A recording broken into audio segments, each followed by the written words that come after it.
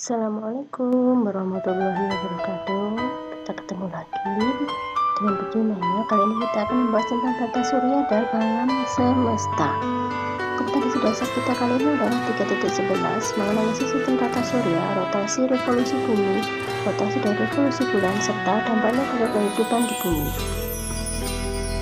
Tata surya dalam Al-Quran disebutkan salah satunya adalah dalam Quran surat Al-Anbiya ayat 33. Bismillahirrahmanirrahim. Wa huwallazi khalaqal laila wan nahara wasyamsa wal qamara kullu fi falakin yasbahun. Artinya, dan dialah yang telah menciptakan malam dan siang, matahari dan bulan, masing-masing dari keduanya itu berada di dalam garisnya. Pengertian jagat raya. Jagat raya adalah ruangan yang maha luas yang tak dapat diketahui atau dibayangkan luasnya. Jagat raya dibuka bentuknya melengkung dan dalam keadaan memuai, serta terdiri di atas galaksi-galaksi adalah sistem bintang yang jumlahnya ribuan. Galaksi adalah sebuah sistem yang terikat oleh gaya gravitasi yang terdiri atas bintang dengan segala bentuk manifestasinya, antara lain adalah bintang neutron dan lubang hitam. Macam galaksi, yang pertama adalah galaksi Bima Sakti, merupakan tempat bumi atau kita berada. Kemudian ada galaksi Ursa Major, galaksi Andromeda, galaksi awan Magellan, dan di mana galaksi Bima Sakti adalah termasuk galaksi jauh. Ya, ada contoh yang lain, ada Silveri, Triangulum, dan Wiropo. Kita masuk ke tata surya. Tata surya adalah sekelompok benda langit yang terdiri atas matahari sebagai pusat dan sumber cahaya yang dikelilingi oleh planet-planet beserta satelitnya. Teori pembentukan tata surya, yang pertama ada teori kabut atau teori kondensasi.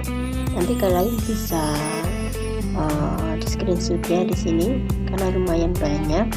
Kemudian ada teori planetesimal, ada teori pasang surut bintang, ada teori vortex dan protoplanet.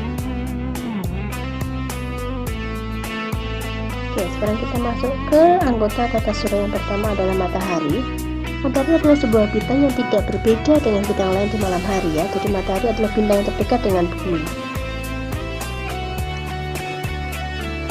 Bagian-bagian dari matahari dari yang paling dalam adalah inti matahari, kemudian ada fotosfer, ada kromosfer, dan korona.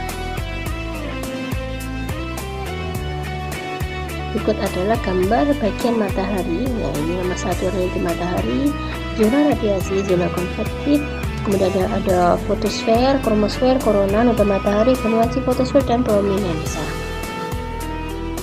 Yang pertama, sekarang kita akan membahas tentang planet. Oke, planet adalah benda langit yang tidak dapat memancarkan cahaya sendiri.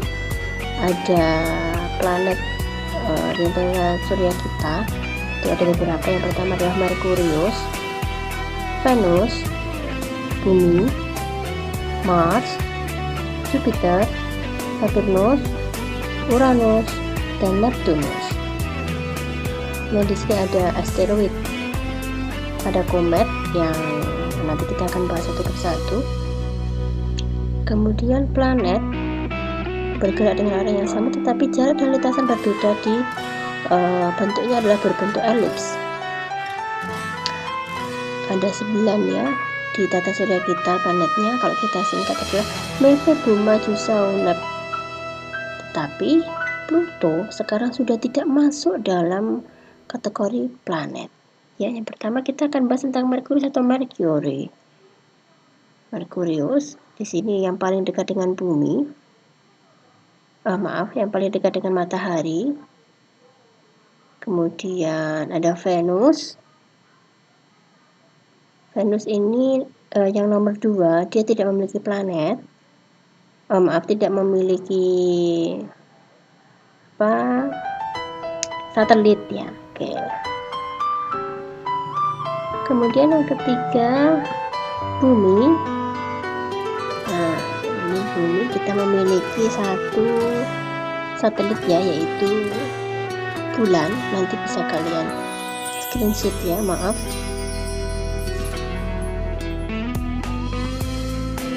Kemudian ada Mars. Oke, Mars memiliki satelit Phobos dan Deimos. Kemudian ada Jupiter, merupakan planet terbesar. Dia memiliki 63 satelit, salah satunya adalah Europa, Ganymede, Callisto. Kemudian ada Saturnus. Oke. Ini adalah keterangan dari Saturnus. Saturnus ini memiliki satelit ya yang terbesar bernama Titan. Kemudian Uranus ini juga memiliki 18 satelit, diantaranya adalah Ariel, Umbriel, Miranda, Titania, dan Oberon. Kemudian Neptunus juga memiliki 8 satelit, ada Triton, Proteus, Mare, dan Larissa. Ini salah satu contohnya. Nama Pluto sekarang sudah tidak termasuk planet karena Pluto itu tidak memenuhi syarat sebagai planet. Salah satunya adalah karena orbitnya memotong orbit Neptunus. Oke, sekarang kita ke pengelompokan planet. Sebagai pembatasnya di sini adalah bumi, maka nanti akan dibagi menjadi planet superior dan planet inferior. Planet inferior adalah planet yang orbitnya berada di dalam orbit bumi, sedangkan superior adalah planet yang orbitnya berada di luar orbit bumi. Planet inferior termasuk Merkurius dan Venus, sedangkan superior adalah Jupiter, Saturnus, Uranus, Neptunus, dan Mars. Oke, sekarang ada planet luar dan planet dalam. Nah, sebagai pembatasnya adalah asteroid. Planet dalam di sini ada Merkurius, Venus, Bumi, dan Mars. Sedangkan planet luar adalah Jupiter, Saturnus, Uranus, dan Neptunus. Kemudian ada planet Jovian dan terestrial. Ini berdasarkan ukuran dan komposisi penyusunnya. Sedangkan yang terestrial itu planetnya yang seukuran dengan bumi. Ada Merkurius, Venus, Bumi, dan Mars. Sedangkan Jovian yang memiliki ukuran lebih besar. Kita ke hukum Kepler. Hukum Kepler ada 3. Yang pertama, hukum Kepler merupakan hukum yang menjelaskan tentang gerak planet. Di sini ada orbit planet, di sini ada matahari. Orbit planet ini berbentuk elips, maka nanti di salah satu titik ini ada titik yang terdekat namanya perihelium dan titik yang terjauh namanya aphelium. Hukum Kepler pertama menyebutkan bahwa orbit planet berbentuk elips di mana matahari terletak pada salah satu titik fokusnya.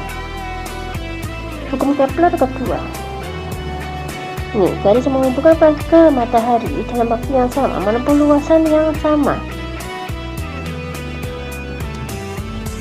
Jadi ini semakin jauh dari matahari, ini kecepatan revolusinya semakin lambat. AB ini dia semakin paling cepat untuk revolusi, sedangkan EF ini yang paling lambat. Hukum Kepler ketiga, kuadrat kalau revolusi paling sebanding dengan pangkat 3 jarak rata-rata planet ke matahari. Kalau dirumuskan seperti berikut ini ya. Oke.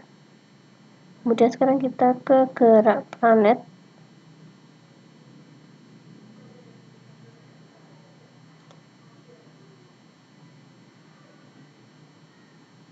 Gerak planet mengelilingi matahari di sini termasuk karena pengaruh gravitasi matahari, sehingga kalau dirumuskan secara umum besar geometri matahari pada planet adalah sebanding dengan besar massa masing-masing dengan berbanding terbalik dengan kuadrat jarak antar pusat massa masing-masing.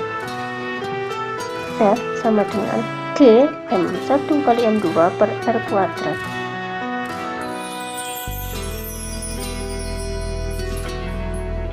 Oke, next, sekarang periode revolusi. Revolusi adalah waktu yang diperlukan planet mengitari matahari 1 kali putaran. Maka di sini nanti ada beberapa akibat karena revolusi. Nah, di sini ada perubahan musim. Nah, akibatnya ada 4 ya, terjadi pergantian musim, terjadi rasi bintang, perubahan, terjadi berbeda lama waktu siang dan malam, serta terjadinya gerak semu tahunan matahari. Kalau bisa dilihat nanti ketika mengenai tarik matahari pada tanggal 21 Maret, 21 Juni, 23 September, 22 Desember akan mengalami perbedaan musim di belahan bumi utara dan belahan bumi selatan.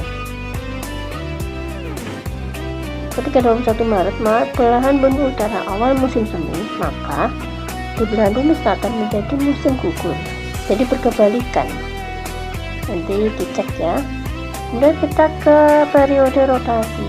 Rotasi adalah waktu yang diperlukan planet berputar pada sumbunya 1 kali putaran. Akibatnya rotasi adalah pergantian siang dan malam. Perbedaan waktu bumi yang garis bujurnya berbeda. Gerak semu harian matahari, kemudian bentuk bumi menggelembung, perubahan arah angin di khatulistiwa. Ini terjadi ya ketika dia menghadap matahari, maka akan terjadi siang hari. Ketika membelakangi, maka akan terjadi malam hari. Ini adalah data tabel planet.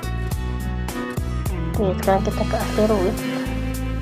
Ini ada beberapa tabel foto asteroid. Tadi asteroid terletak di antara Mars dan Jupiter. Kemudian kita ke satelit. Satelit merupakan benda langit yang mengorbit planet dan mengelilingi planet dalam mengorbit matahari. Satelit alam juga dinamakan bulan, ini salah satu contoh satelitnya bumi. Sedangkan ada satelit buatan, ini digunakan untuk komunikasi. Kemudian kita ke periode rotasi bulan. Bulan ini juga melakukan beberapa gerakan. Ada 3. Yang pertama, bulan berputar mengitari bumi atau revolusi. Bulan berputar pada porosnya atau rotasi, serta bulan bersama bumi mengitari matahari. Akibatnya di sini nanti ada beberapa penyebab terjadinya gerhana bulan maupun gerhana matahari. Berikut adalah fase bulan. Jadi ini ada bulan baru, kemudian nanti terjadi bulan sabit awal, kemudian ada kuartil awal, kemudian bulan 3/4 atau bulan cembung, kemudian terjadi bulan purnama, bulan 3/4 yang kedua itu ya, kemudian kuartil akhir, kemudian bulan sabit akhir, dan yang terakhir terjadi bulan mati atau konjugasi. Oke, di sini karena bulan berotasi dan juga berevolusi mengelilingi bumi, maka nanti akan bisa menyebabkan terjadi gerhana bulan. Jadi gerhana bulan ketika bayangan matahari tertutup oleh bumi. Sedangkan gerhana matahari terjadi ketika posisi matahari, bulan, dan bumi segaris dan sebidang. Oke, kemudian ini akibat gravitasi matahari dan bulan terjadi pasang surut air laut, pasang perbani. Di sini terjadi pasang purnama atau maksimum. Akan terjadi lagi pasang perbani kembali. Kemudian akan terjadi pasang purnama atau pasang maksimum. Jadi kesimpulannya adalah pasang perbani terjadi ketika bumi, bulan, dan matahari membentuk sudut tegak lurus. Ketika purnama maka akan terjadi pasang maksimum. Sekarang kita ke meteor. Nah, meteor, jadi ketika di langit itu disebut sebagai meteorit, yang masuk ke atmosfer bumi dan menghasilkan jejak cahaya. Oke, meteorit merupakan benda langit dengan ukuran yang bervariasi. Sedangkan meteor adalah meteoroid yang jatuh ke bumi dan terbakar. Meteorit bagian meteor yang sampai ke permukaan bumi. Kemudian sekarang kita ke komet. Komet adalah benda langit yang mengorbit matahari dengan lintasan yang sangat lonjong, dan dia memiliki ekor, di mana ekornya selalu menjauhi matahari. Oke, thank you. Assalamualaikum.